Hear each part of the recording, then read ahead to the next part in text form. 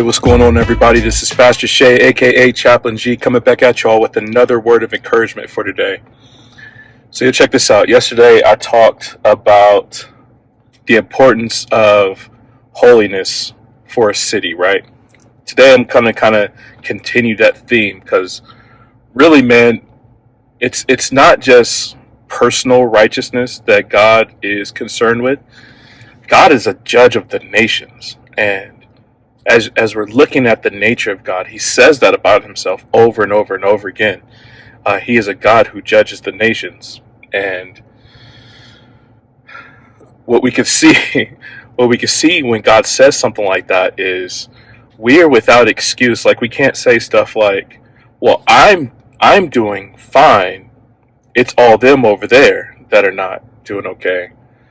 And yeah, I think God receives that on one side of it, but he's also a God who judges the entire nation. So I was thinking about that. Went back to the book of Genesis, right? Some of you guys probably heard the twin cities of Sodom and Gomorrah. And there's a lot of people that feel like those twin cities kind of mirror what America looks like today, because their biggest drawback in Sodom and Gomorrah was sexual immorality, and so a lot of people draw the connection right there. And if that's the case, right, check out how God treats Sodom and Gomorrah. Well, if you know the story, you know how he treats Sodom and Gomorrah. He completely destroys it. What I really want to talk about is the heart of Abraham trying to intercede for this great city. So this is Genesis chapter 18, verse 22. So the men turned from there and went toward Sodom. So it was three angels that rolled up on Abraham, and Abraham met them. He fed them. They told him his plans of going down to see, because they had heard, according to the story, they had heard all the shenanigans that were going on in Sodom and Gomorrah, and they were like, "We're going to go down and see it for ourselves."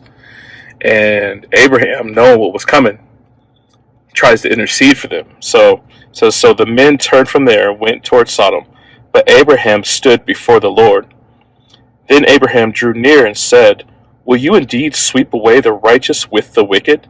Suppose there are 50 righteous within the city.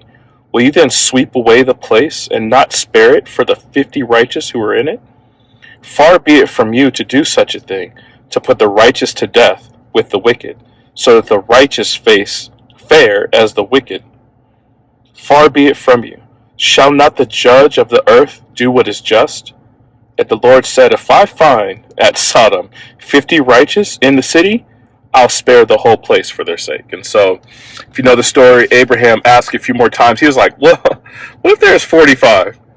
What about 40 or 30, 20? What if there's only 10 righteous people in the whole city?" So check out how what Abraham is realizing. He knows how wicked the city is, and he's like, "Oh man, I don't think there's 50 righteous people in that whole city. What if I don't know how big Sodom and Gomorrah is. I'm gonna guess and say it was thousands of people big, right? I don't know how many thousands." He said, "Man, what if it was just 10 righteous people?" And God says, "Man, if there's 10 righteous people in that whole city, I won't destroy it." And so, man, the fact that God has to execute judgment on an entire city because there are not even 10 righteous people in the whole city, that should concern us. That means, because God is judging the intent and character of our heart, as we look at the Bible, something like Romans 1, right? So it's not only the people who participate in particular sins, but it's also people who give credence or allow those things to happen or give applause to them. And so it wasn't just, maybe not everybody in this city was participating in these sexual sins, but they wasn't doing nothing to stop it either. And so God goes on, he destroys the entire twin cities of Sodom and Gomorrah and the surrounding areas. Lot's wife gets turned into a pillar of salt because she rebels against the word of God and looks back, longing toward the city. And there's just chaos. There's chaos that ensues. And so here's my encouragement. In order for us to be righteous before God, eventually, sometime in our lives, as we see the sinfulness of the place we live, eventually we're going to have to follow after Abraham and stand in front of God and say, what if there's only 10 righteous people in there? Please don't destroy the entire city and wrap up the righteous in the punishment of the unrighteous. So that's the first one, right?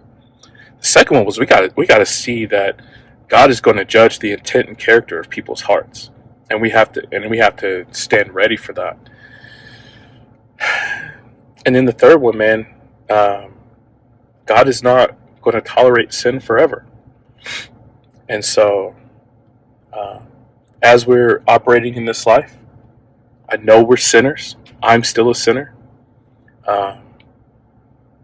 And we have to stand before God, and we have to give an account for those sins.